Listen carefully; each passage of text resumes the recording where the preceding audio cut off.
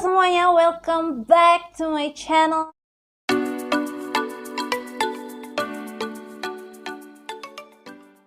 Namaku Salsa, welcome.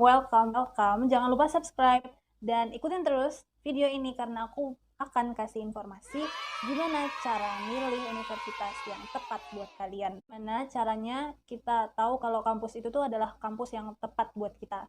Oke, jadi let's get right into this video.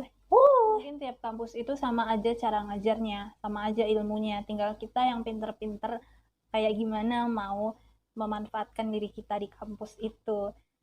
Tapi jangan salah, lingkungannya, fasilitasnya, dan koneksi yang kamu dapat dari tiap universitas itu akan beda jauh banget antara yang satu dengan yang lainnya.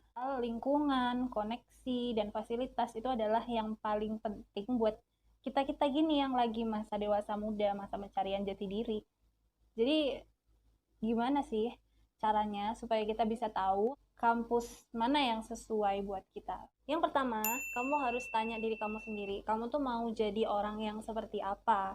Karena setiap kampus itu punya value-nya masing-masing, punya nilainya masing-masing, mereka membawa nilai masing-masing. Makanya setiap kampus itu kan ada ospeknya kan, karena itu adalah pengenalan nilai kampus kepada para mahasiswa baru.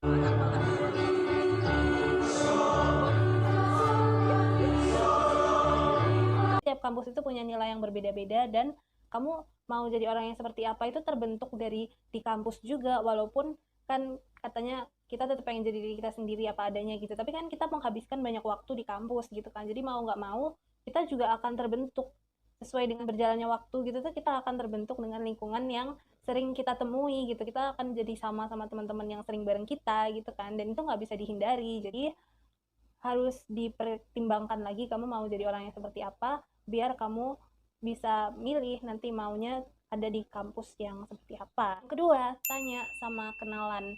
Jadi kamu bisa tanya ke teman, ke kakak kelas, ke saudara, ke sepupu, ke siapapun yang udah masuk ke universitas yang kira-kira kamu mau. Kayak misal ke UGM atau ke UI gitu, kamu bisa tanya sama saudara kamu dan kenalan-kenalan yang kamu punya.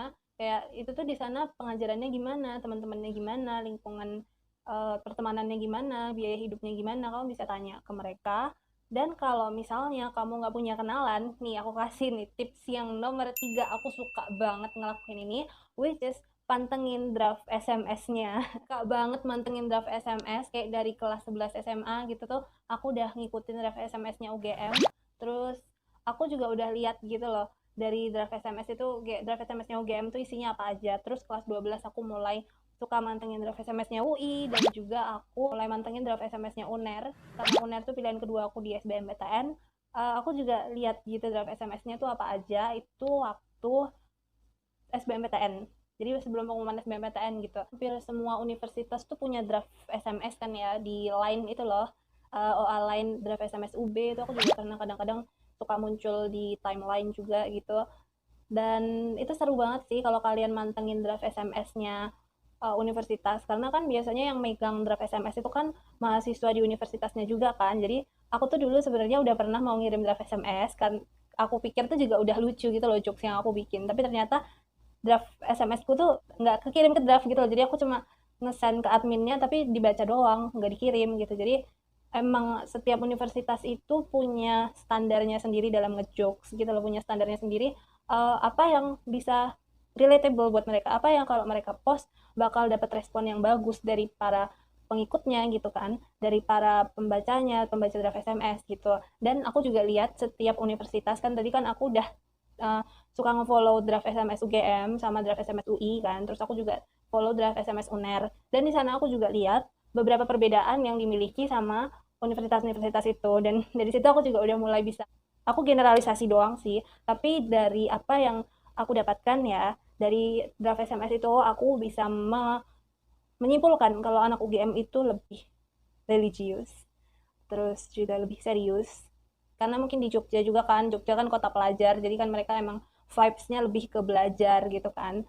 Sementara kalau di UI itu anak-anaknya lebih easy going, lebih receh, lebih santuy, dan itu lebih cocok sih buat aku karena aku itu orang yang sensitif dan nggak enakan, tapi aku nggak suka dengan traits yang aku punya ini, jadi kayak weakness aku, dan aku pengen lebih easy going, pengen lebih santuy, makanya aku lebih milih buat masuk ke UI. Karena kalau di UNER itu kebanyakan draft SMS-nya isinya pakai bahasa Jawa.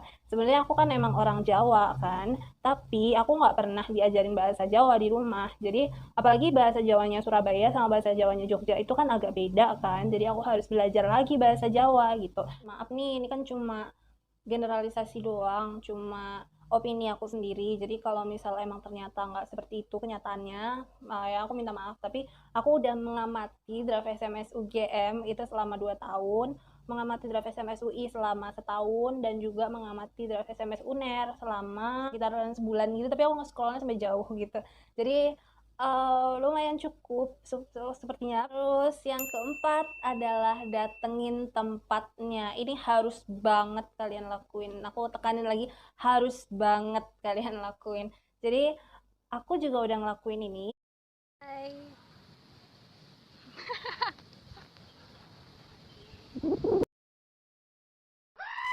By the way, aku anak gap year kan. Jadi aku minta tolong temenin sama temen aku yang udah keterima di UNY, di UGM, dan kenalan aku yang ada di UI untuk nemenin aku buat jalan-jalan keliling ke kampusnya. Jadi waktu aku habis teman-teman aku ospek, kan itu kayak masih belum mulai gitu kan perkuliahannya. Jadi aku minta tolong sama temen aku yang keterima di UNY buat nemenin aku keliling-keliling UNY, karena dulu aku masih bingung antara mau milih sastra Inggris UNY, sastra Inggris UGM, atau sastra Inggris UI. Aku masih bingung antara tiga itu, makanya aku mau minta tolong temen aku buat nemenin aku, kira-kira cocok nggak sih aku dengan vibes yang ada di kampus.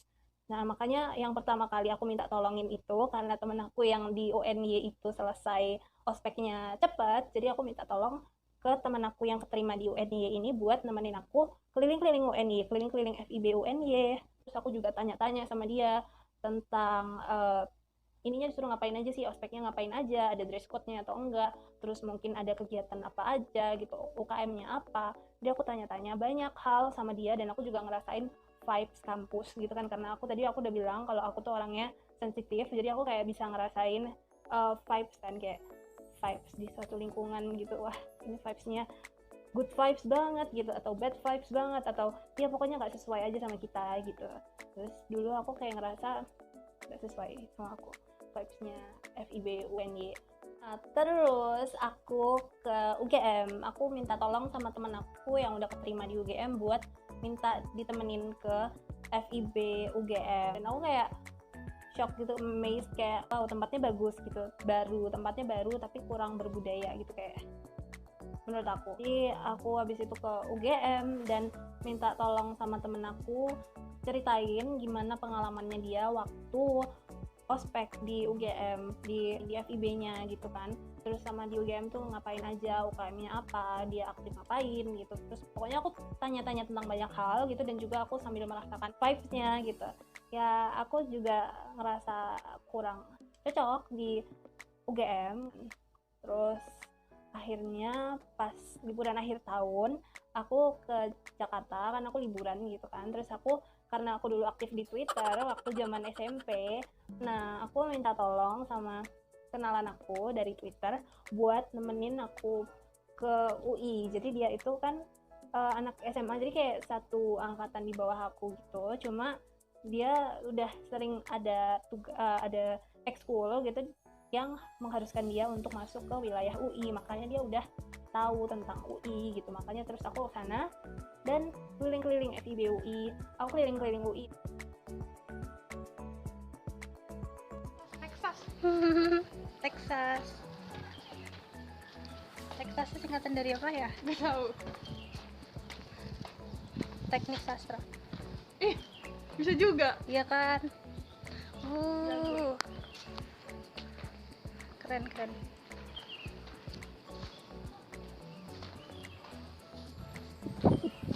Sepi ya? Lagi jam masuk ya?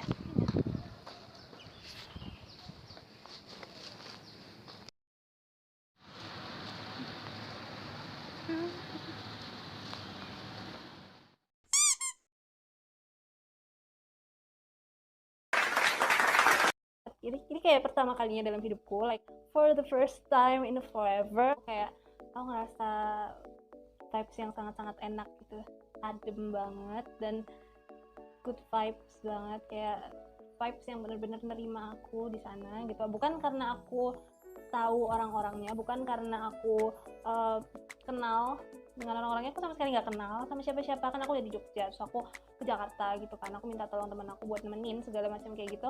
Tapi pas aku ke sana kayak rasanya enak banget gitu, vibes-nya tuh adem dan aku seneng di sana. Itu kayak pertama kalinya dalam sejarahku waktu sekolah gitu ya, aku merasakan seenak itu dan sediterima itu dan semenyenangkan itu waktu berkunjung ke sekolah yang baru. Setelah aku ke UI, baru aku kayak oke, UI ini aku banget, aku pasti bakal milih ini. UI, like seriously, you're gonna be my campus. Kalau menurut aku kalian harus banget datengin tempatnya, harus banget kayak udah tahu vibes-nya gimana. Kalau di UNY itu, ini aku recap ya, di UNY itu aku sama sekali nggak ngerasain apa-apa, cuma kayak ya udah datang ke tempat baru dan ya that's it gitu. Terus waktu aku ke UGM, aku juga nggak terlalu suka-suka banget gitu, kayak biasa aja, karena UGM itu kan gedungnya baru, gedung FIB-nya itu baru, sebenarnya lebih bagus dari gedung FIB di UI, cuma dan ada liftnya segala gitu kan, cuma kurang berbudaya aja karena dia baru. Kalau menurut aku kayak terlalu modern. Kalau di UI, FIB UI itu kan dia sangat-sangat jadul, tapi juga jadul yang berkelas gitu kan, banyak patung-patungnya, terus banyak candi gitu, jadi lebih berbudaya dan lebih terasa aura berbudayanya gitu. Makanya aku lebih condong ke UI. Jadi datengin tempatnya itu penting banget. Kalau kalian belum ada biaya, nabung dulu. Kalian bisa juga lihat room tour yang ada di YouTube. Itu kan ada banyak ya mahasiswa UI atau mahasiswa lain yang nyediain kayak room tour gitu, keliling-keliling kampus segala macam gitu kan. Tapi menurut aku walaupun itu kayak bisa jelasin, oh fasilitasnya ini, oh di sana ada ini, ada itu gitu, tapi kalian nggak bisa bener-bener ngerasain vibes-nya kayak gimana gitu loh. Jadi tetap beda sih kalau menurut aku.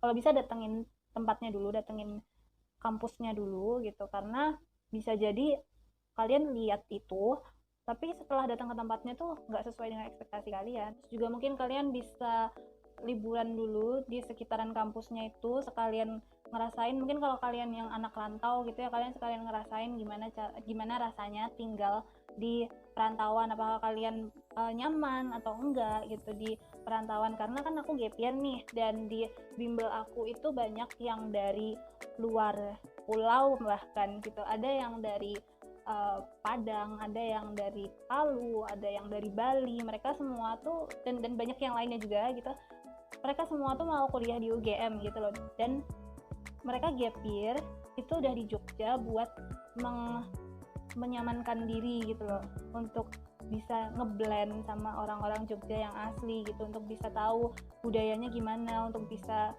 lebih nyaman lagi gitu, terus juga menyesuaikan diri. Kira-kira enak nggak sih kalau di Jogja? Ada juga temen aku dari Jakarta, dia pengen kuliah di Jogja, terus dia juga gap year akhirnya ke Jogja gitu kan, di bimbel aku di Inten. Terus setelah dia mencoba selama setahun buat bimbel di Inten, ternyata dia ngerasa kalau lebih enak dan lebih cocok dirinya tuh kalau balik lagi ke Jakarta. Makanya setelah dia mencoba selama setahun itu di Jogja, dia balik lagi ke Jakarta. Dia kuliahnya sekarang di UI bareng sama aku, tapi fakultasnya beda. Aja yang mau kasih tahu di video ini, semoga video ini bisa ngebantu buat kalian semua. Jangan lupa like, comment, dan subscribe channel ini, dan nyalain notification bell juga supaya ketika aku upload kalian bisa langsung nonton videonya. Okay, see you on the next video. Bye.